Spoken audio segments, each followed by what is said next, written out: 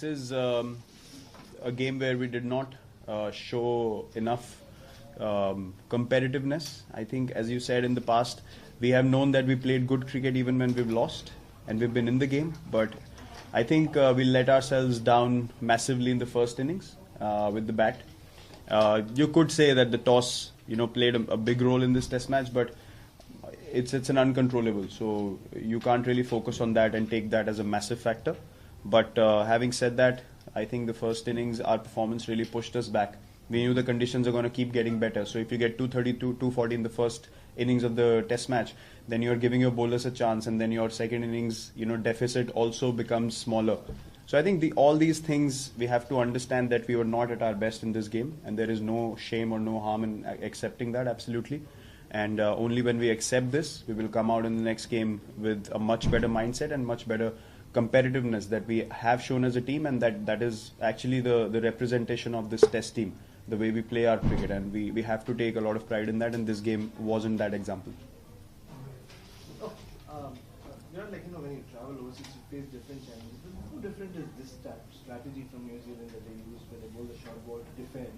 And how do you decide when to attack? And at one point it looked like you were happy that Rahane was going after. So how do you just deal with it?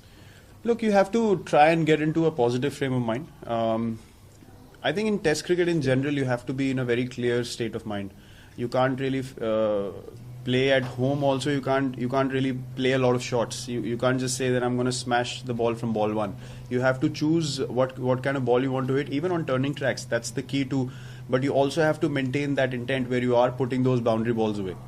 I think also we have to accept and understand that New Zealand bowled really, really well in this Test match, both the innings. Although first innings there was a bit more assistance, but in the second innings I think that's been their strength. They put fielders accordingly. They get into the mind of the batsman and then make the batsman do something that they don't want to. I think that's a very thin line and a very delicate balance when to attack and when to put the bowler under pressure, which we failed to do in this match.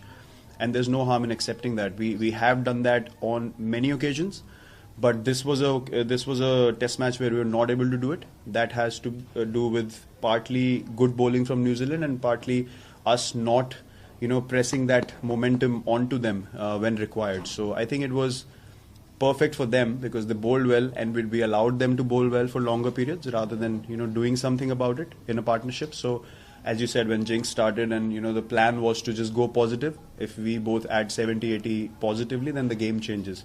You have to take those chances. Sometimes they don't come off, but if you try and do that for longer periods, they do tend to come off, and the situation changes, which we have addressed already, and something that we will keep in our mind going forward.